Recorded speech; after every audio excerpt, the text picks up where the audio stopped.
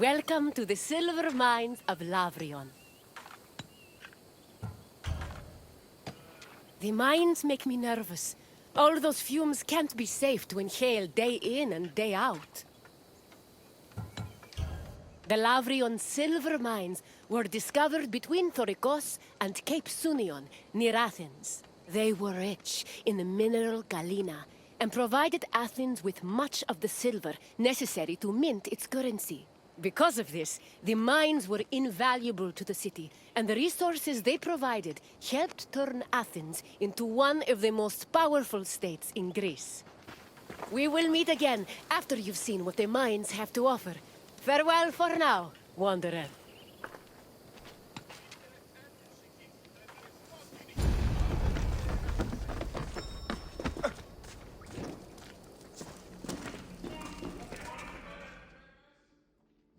Silver mines were extremely rare in ancient Greece, which only increased their importance.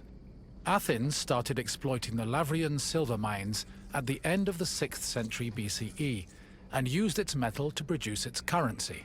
Production at the mines exploded around 485 BCE when an especially rich vein was discovered. The mine's abundant silver made Athens one of the wealthiest cities in Greece. They also provided the resources necessary to build a fleet large enough to defeat the Persians at the Battle of Salamis.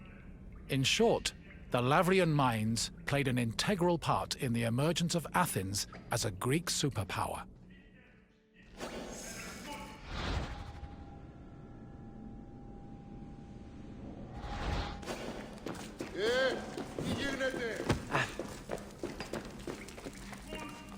Exploiting the mine's resources required a lot of labor. To meet this requirement and save on cost, Athens leased out mining concessions to its citizens, who had their slaves to do most of the work, alongside poor day laborers. In the 5th century BCE alone, there were anywhere from 10,000 to 30,000 people toiling in the mines of Laurion. Together, the workers managed to produce an estimated 20 tons of silver per year.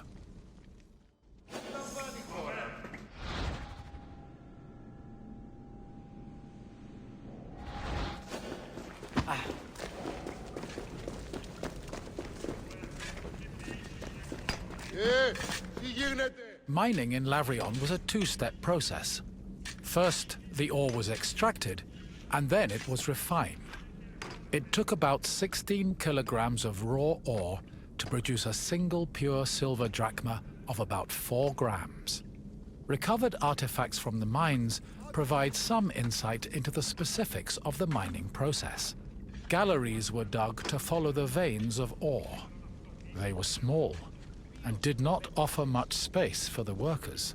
They were also hand-cut, and it's believed that it took whole days to dig only a few centimeters. Once the galleries finally reached the veins, the ore was extracted and then crushed on mortar stone to prepare it for washing.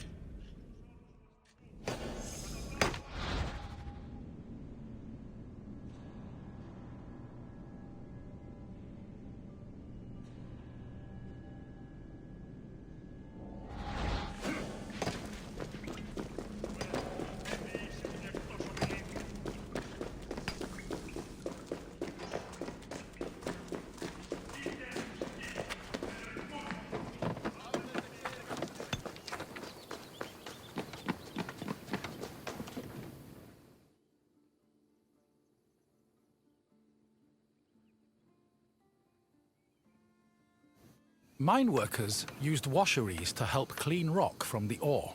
The washing process required a large supply of water, but Laurion was an infamously dry region. To compensate, cisterns were built in the mining area to collect and conserve seasonal rainwater. Once enough water had accumulated, workers poured it into wooden troughs containing rock and ore. The water's flow separated the lighter grains of rock from the heavier ore, which was caught in depressions at the bottom of the trough.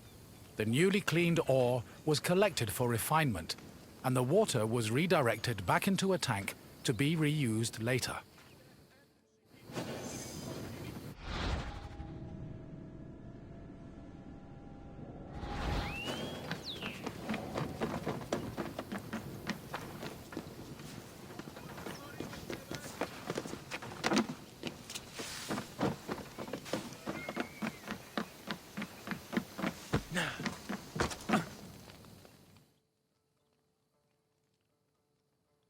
Once the ore was clean and dry, it was ready for smelting. Its purpose was to isolate the silver in the ore. To do this, the ore was placed in a conical furnace filled with combustible charcoal. Bellows pumped air into the furnace to control the temperature. Inside, the ore burned, emitting a toxic smoke that was evacuated through a chimney. Eventually, the silver alloy was separated from the slag and collected for the last step in the refinement process, cupellation. Cupellation removed any leftover lead from the silver. The smelted alloy was placed in a cupel, an absorbent bowl made of bone ashes. It was then put in a furnace, where it absorbed the lead and left only silver behind.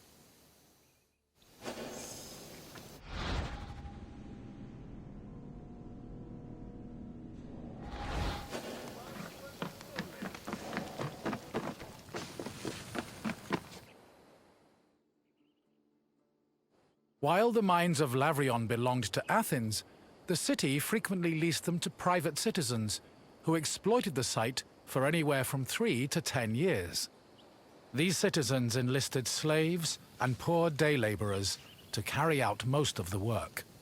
The workers had a very low life expectancy, about 3 to 5 years, due to the hazardous working conditions. The dangers they faced included toxic lead vapor in the air and lung-choking dust in the galleries. However, they were fed well enough to keep up their work, and their combined labor managed to produce an estimated 20 tons of silver a year.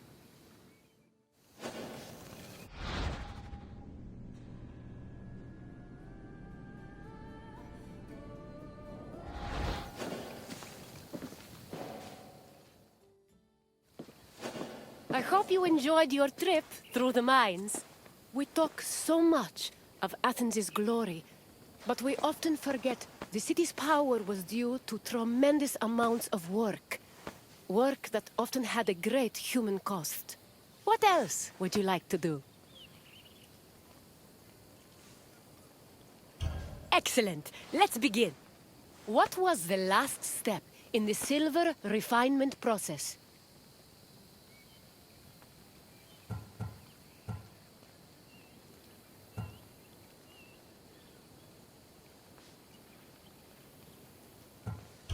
Yes, cupellation removed any remaining lead, leaving only the silver behind. Now, for the second question. How did workers acquire water for the ore washing process?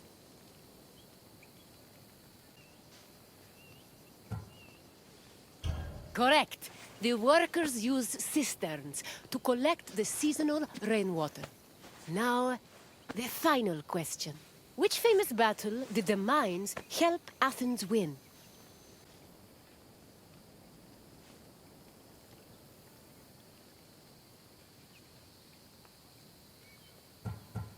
Correct. The Athenians used silver from the mines to finance a massive fleet for the Battle of Salamis. It's clear your visit has taught you much. A job well done, Wanderer. Of course. Please follow me.